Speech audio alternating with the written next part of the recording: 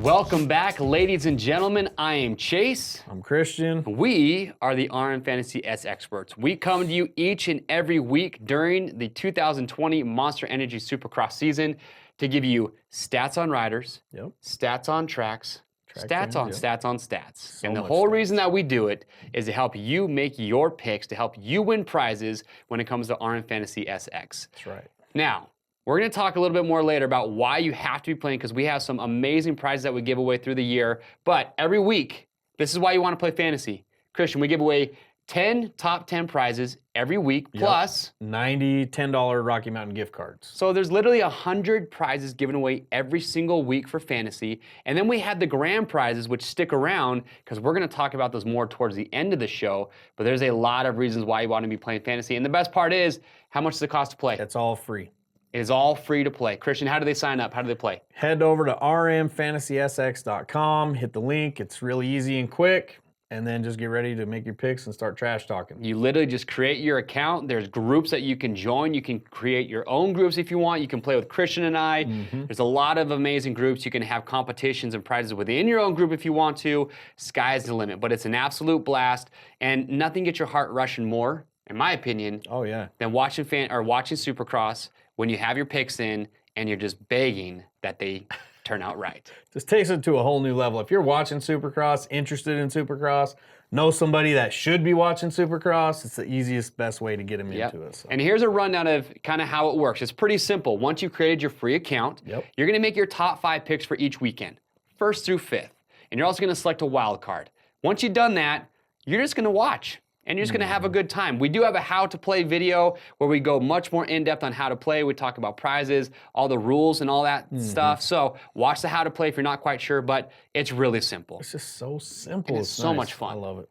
But in this episode, this is a preseason prediction show to get you guys hyped up along with ourselves about the season coming up. So we've got some cool stuff. We have 3 guest speakers coming on today. We're going to have Daniel Blair from Race Day Live.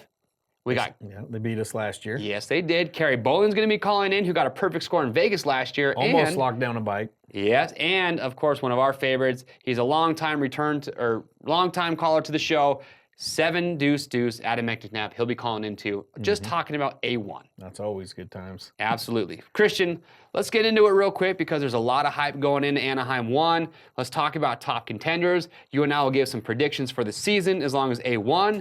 But remember, you want to tune in next week because the Friday before Anaheim 1 is when the show, the season 1, episode 1 will release, where that's where we're going to give you all the stats. Today is just a big overview of everything that's going on. What do you think is going to happen come Anaheim 1 with the top contenders? I'm just saying Cooper Webb has to be the favorite. I don't care what anybody says. I know Tomac's a beast. Yeah. This man beat Tomac in 9 of the 17 rounds last year. Can't argue that. Okay. So I'm liking Webb as the longtime champion and you're king until someone knocks you off. So up here on the table, we have kind of a surprise, and we'll talk a little bit more about it. But we have Adam Cianciarulo, Eli Tomac. We have Cooper Webb, Jason Anderson, and Ken Roczen. Is there anybody up here you think we're leaving out that should be in this title contender hunt? I mean, I want to put Blake Baggett up there. He won his first race last year. He just had a kid, new Papa Baggett.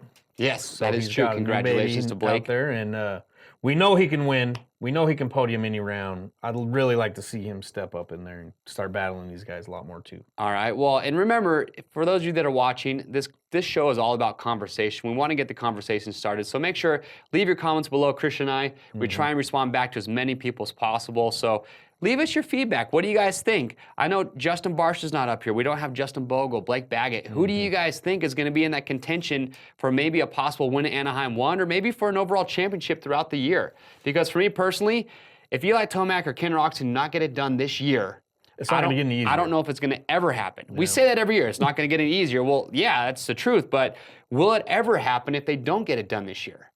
That's my question. Yeah. Because these guys are getting older. They're older guys in the class. They don't have that many years left to make it happen. Cooper Webb is young. Jason Anderson's a little bit younger. You got Adam Cianciarulo, who's the rookie who just won Monster Cup. Held off Tomac to win Monster Cup. Yeah, so there's a lot of questions going into this round and for the season overall, and it's going to be hard. Anaheim 1 is always the hardest round to make your picks because you watch our show, we give you all the stats, you think you've got it figured out, and then like last year, you get guys like Dean Wilson, Malcolm Stewart, who are both you think are going to possibly win, and then Justin Barcia comes out and wins, and he gets his first win in multiple years. Yep. So many things can happen, but we talk about it. Where do you think Adam Enticknap fits? I know a lot of people are talking about him. I mean, I like him. I saw the Feld Power Rankings, which we didn't have an input on that. They had him number 4 of all the 450 riders. I like AC. Everyone's a fan of AC. Yeah, that is a high power ranking for just one race. I mean, he's above a past champion like 2 years ago. Yep. I don't know if he should be up that high. I think Jason Anderson should be above AC. I think Baggett has won a race in the 450 class, should be above AC. The thing I worry about with AC is he has a hard time staying healthy through a 250 season. He did it last year, but last year was the first year he's ever stayed healthy for Supercross and motocross. He still went down in the finale, lest we forget, tweaked his bars and lost the championship. I'm just saying, it's a way longer season in the 450 class. I hope he stays clean. If he does do that, yeah, I could see him doing like a Osborne type situation he did last year. All right. Getting a few top 5s, maybe podium. But what does everyone out there think? Where do you think this man, the number 9, Adam Enticknap, is going to finish for Anaheim 1? Also, I'm curious for throughout the entire year. If he's taking Hot Sauce's number, though, he better do some things. That is a good number. Here's the next subject I kind of want to cover real quickly is we saw a lot of riders last year. I'll name one, Justin Hill. Obvious guy who came in hot. Everyone had these big... I feel like he disappointed Everyone had these big predictions for Justin Hill. Oh, he did so bad. And I was just talking to the guy in California not too long ago. He looks fit. He looks healthy. He's loving everything about his new program. Happy? I think so, yeah. Okay. But who do you guys think, and you too, Christian, who do you think needs to have the biggest bounce back year? Or who do you think will? Who do you think last year underperformed and this year will have much more of an impact on fantasy? The more I think about it, I really think Jason Anderson's going to have a strong year back. I mean, he looked decent last year in the 2 rounds he was there. But well, Anaheim 1, you remember he started up front, faded way back, but then came out at Phoenix and led laps. But well, he's a past champ, only raced 2 rounds last year, so I wouldn't call last year a disappointment. He just wasn't there a lot. No, and he took some time off. He looked decent in the outdoors. I like Jason Anderson. I'm pretty hyped up on him. For me, and this might seem a little bit weird, but I think probably one of the riders that needs to have the biggest bounce back year, he's up on the table. It's Ken Roczen. We saw him. He was running up front. He was getting podiums. He almost had his first win, and then about halfway through the year or so, we started to see him tail off. He had that illness that he was dealing with, so he needs to have a bounce back year for sure. And then you got guys like Justin Hill. Justin Brayton only had 1 top 5 last year. Guys won Daytona. Chad Reed was back there. I think he had 2 top 5s. Yeah, so definitely a lot of riders that I expect more out of this year than what we saw last year. And I hope it's that way. I hope it mixes it up because for those of you watching, when we're watching Supercross, it's good to have it mixed up in the front. Blake Baggett, Justin Bogle, these guys are all guys that last year I thought had more in them. And so I'm expecting more out of those guys coming into 2020. Malcolm, when he was out there, he was battling in the top 5. So yep, I expect great things out of him. It's a pretty it's set up to be a really competitive year. Yeah. So it's going to be awesome. I'm excited for it. But now, let's just not take our word for it. Let's get some callers on the phone, and let's hear some insights from, again, 7 Deuce Deuce, Carrie Bowling, Daniel Blair. So here he is, our first guest speaker. Let's get him on the phone. This is Daniel Blair.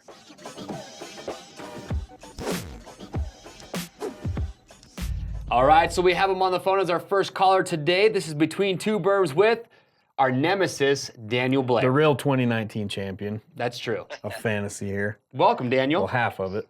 What's up, guys? How you doing over there? Well, Christian and I still have not recovered from losing to you and Jim on the last round of fantasy last year. Took a lot of therapy. Yeah, that was heartbreaking for you guys, huh? Still, all summer long, crying. We had it in the bag all year, and then you guys, the second half of the season, just steamrolled. The wheels just fell right off. Yeah, I don't know if so much you guys choked or we just got our act together, because the first half, we didn't really have a strategy. We were just kind of picking, and then once we really locked in, it was spanking city for the rest of the season. It was a steady climb. We get the title. I know, my bum cheeks are still red. I don't like it. I don't like it. Well, hey, man, we're just a few weeks out from Anaheim 1, which is insane because it feels like it was yesterday. That happens every year. Yeah. But as a Race Day Live expert, you and Jim, you're going to be there. What are your thoughts right now? Because obviously with A1, you've got your title contenders or who people think they are, like Roczen, Tomac, Webb, Jason Anderson. Where do you rank those guys going into A1? Man, this is the hardest thing to answer because I could make an argument for I can make an argument for probably 5 guys that they should be the number 1 guy going into the season. Anderson in 2018 was your champ. He didn't get a fair shot at defending. Mm-hmm. So I could go Anderson. I can go Webb. He's the defending title holder. Why not? What has he done from Vegas to now that would tell me otherwise? You have Eli Tomac, who's won more main events than anybody over the last 3 years and obviously has an elite speed that nobody else has in the class. Yeah. And then you got Ken Roxon, who I think overall is probably your most talented, polished rider, but has had little issues here and there that's held him back. And then, of course, for me, Adam Cincerello, I believe he's going to be an immediate threat. So I can argue all 5, but you got to go with the champ. There's nothing that says Cooper Webb has reverted backwards in any way. And in fact, the conversations that I've had with him, he says the weaknesses he had last year in the whoop section are all but fixed. So if he's better than he was a year ago, look out. Then look out, because I mean he won last year. He won the most mains, won the title. It seemed to kind of come easy to him once he kind of locked in. He just took care of business every week. Yep. So let's go with Webb as your top guy coming in, but that could change in the first 5 weeks because there's so much talent at the top. Gotcha. I kind of feel where you're at with that. Now, Anaheim won last year, I think surprised a lot of people. Now, it was muddy, but guys were doing all the jumps. But you had Dean Wilson hole shot, lead, 9 laps or something crazy? And then you had Malcolm Stewart, who I thought was going to win. So that leads to this next question. What are the riders that you think people are sleeping on that are potential winners for Anaheim 1? Well, Malcolm would be one. I think he's better than he was a year ago. I think he's faster, stronger, more prepared, more comfortable. And I think we were on the verge of seeing him break last year. He was ready to go. Yeah. So why wouldn't he be even better and have a shot to win the thing? I think Zach Osborne's someone that's maybe being slept on a little bit. He said that he's had an unbelievable offseason. Remember, last year he only got the second half of the year, so he didn't even have a chance to really do his whole rookie season. So why not Zach Osborne? And then I even kind of have this weird suspicion that Justin Bogle is going to surprise people.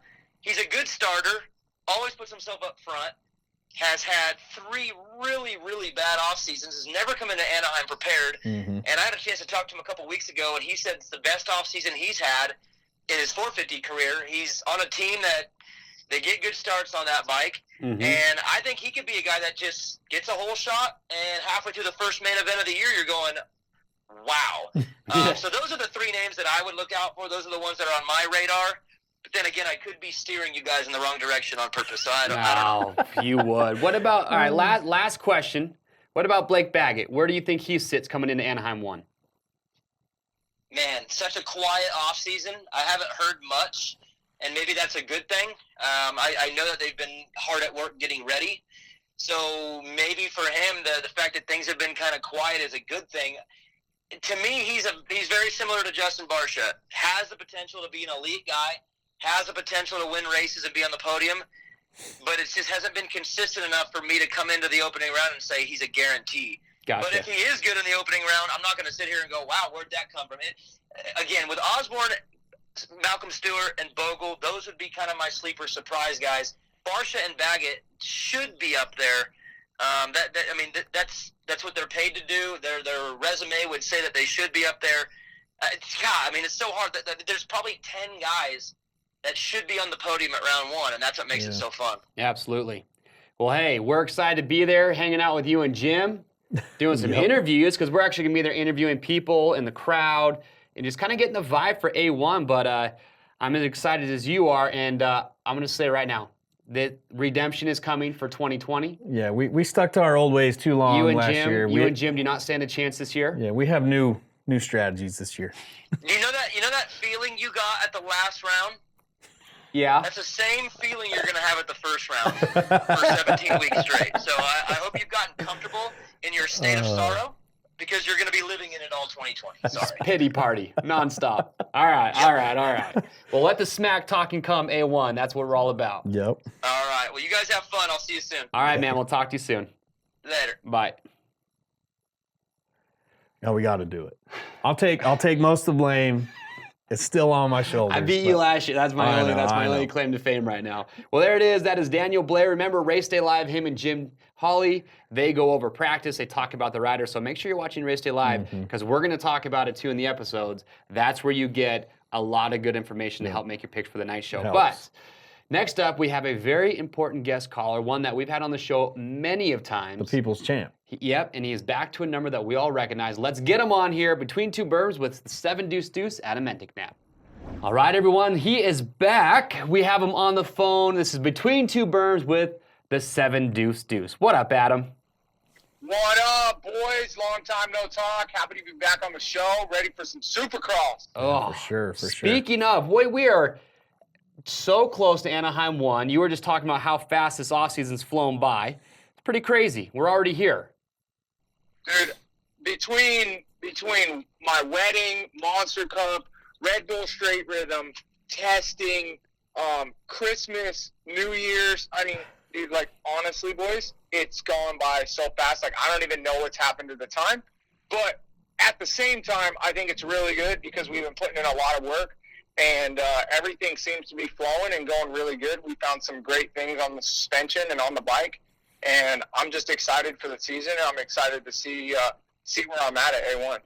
There you go. Well, we're excited to see what you got for 2020, but also back to the number 722, which is going to be a huge boost. There you go. Bro, that's already a huge boost. Monster Energy Cup, best finish of my career. First race back on 722. I mean, dude, it's on, dude. That's what I'm talking about. All right, well, Adam, it's on. We got to talk about it because obviously with the hype around Anaheim 1, people are going to be talking about your top contenders. So we're talking about Tomac, Webb, and Roczen because Musquin's out. Anderson didn't race all last year for the most part, so he's kind of a question mark.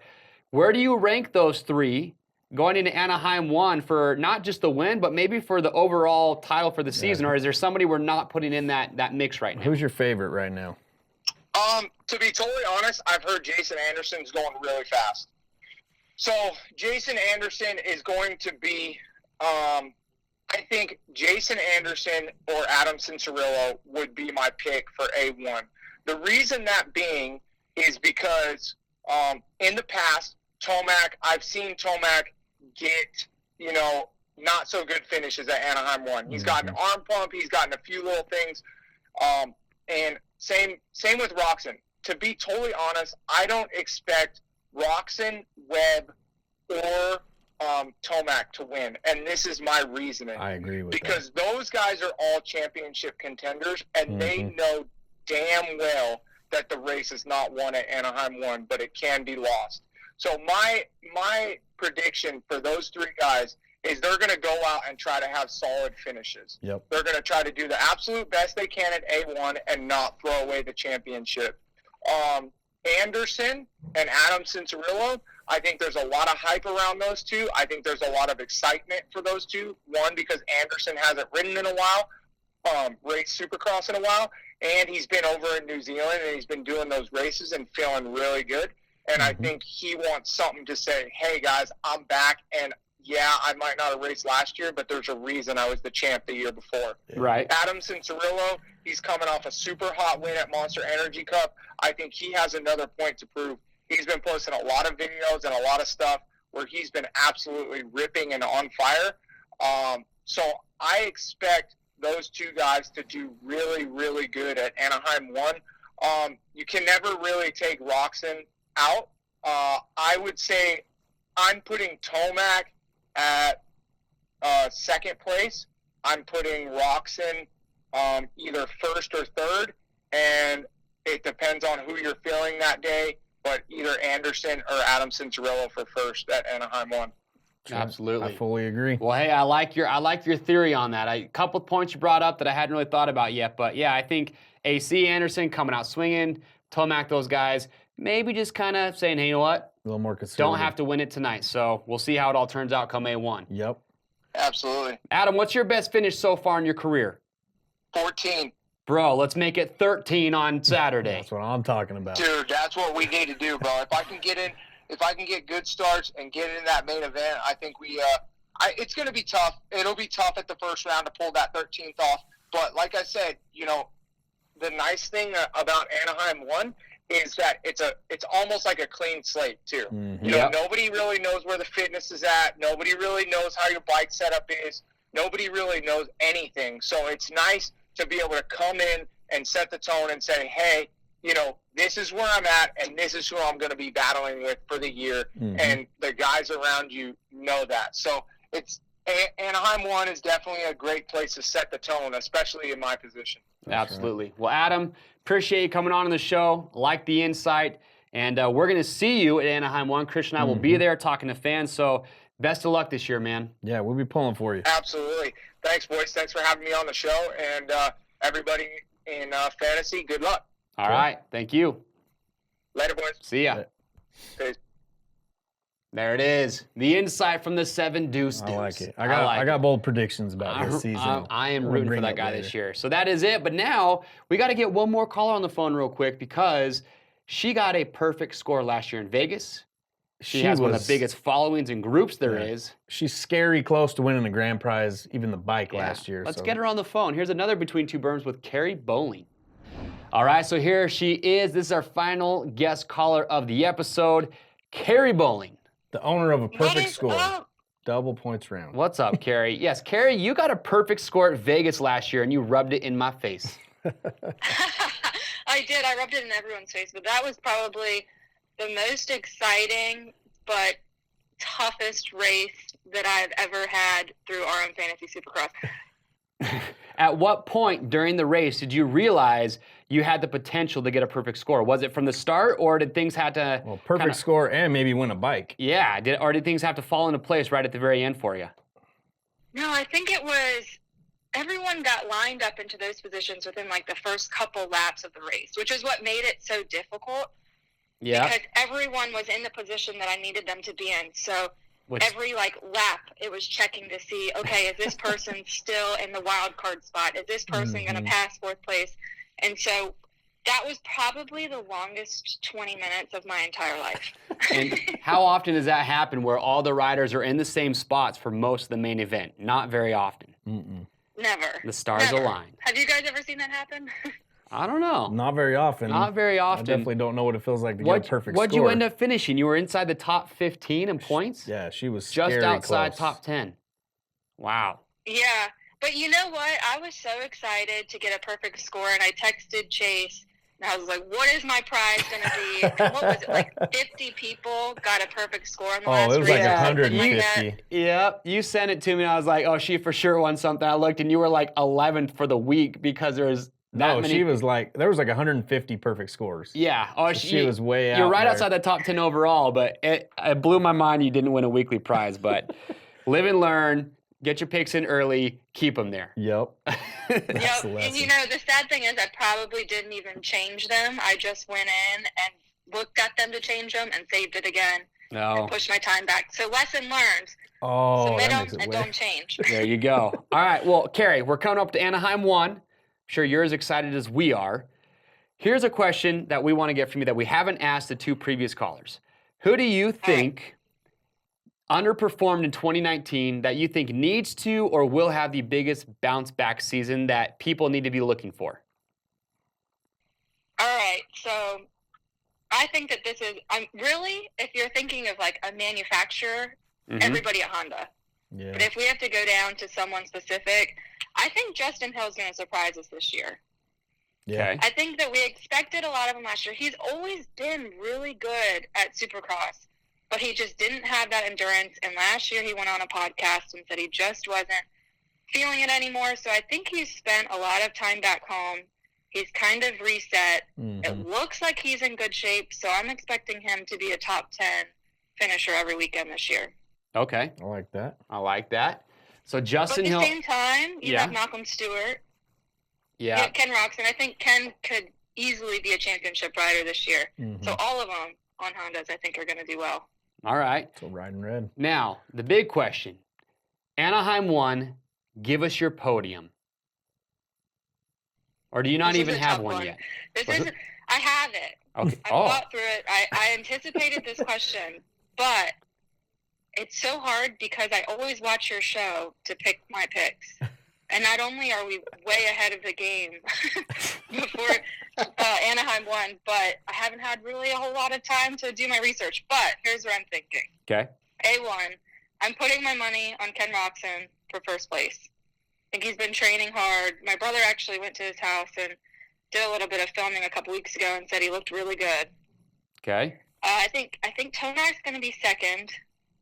I think something will probably happen at the start, and he'll have to climb through the pack again. I'm putting Jason Anderson in third. I think Jason's going to do really good this year. I think he's just really found the sweet spot and is having a lot of fun with it.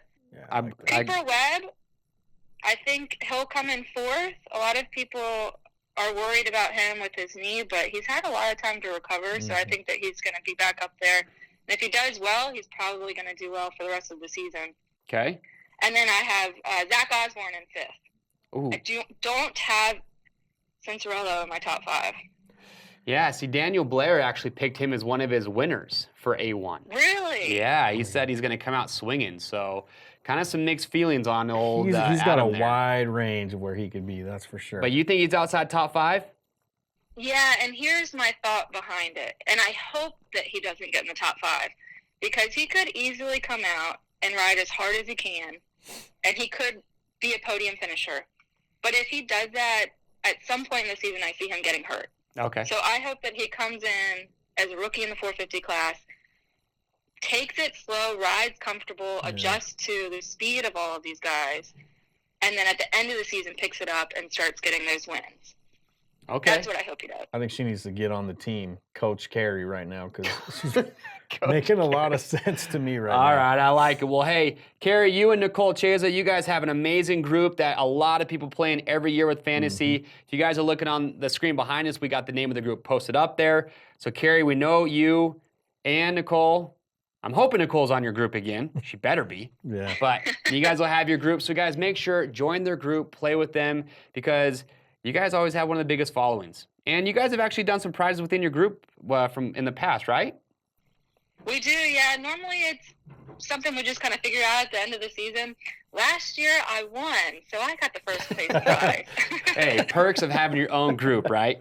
Yep. Right, exactly. But we do have a lot of people that join. Last year I think we had close to 100 people in the group. So if you guys are looking for someone to join, definitely join Chase's team, but also join Nicole and I's, and you guys will see that up on the screen. There you go. All right, well, Kerry, thank you so much for calling in, taking the time out of your day to talk to us. Yep. We're excited. We know you are. But I am so excited. we'll see what happens come A1. Yep. That's right. Hopefully my picks don't change between now and then. But thanks, guys. Thanks for having me on. Yep. All right, Good thank luck. you so much. See ya. Bye. She got a perfect score. I've never done it. You've never done it. Her and Nicole do good every year. Every year, to be they have a honest. rock solid group. So she was totally opposite, though, on Ciancerulo. I know. I'm putting him in my top This is 5. my problem. I get stuck one way, and then I hear this, and I'm thinking a whole different way. So. All right, well, there you have it. That's our final caller. So now, let's get into it. Let's talk about some other reasons why you want to be playing fantasy throughout the year. So, Christian, now it's time to tell these viewers out there why they need to be playing. Because we already talked about it, 100 weekly prizes. Yep. And when you guys tune in next Friday to see the first episode, you will be blown away with how good just the weekly prizes are. Oh, awesome sponsors. We got the out grand there. prizes. Big weekly prizes. Absolutely. So, first place up for grabs this year is a factory edition Race Prep KTM 450 SXF. Yep. Things a work of art.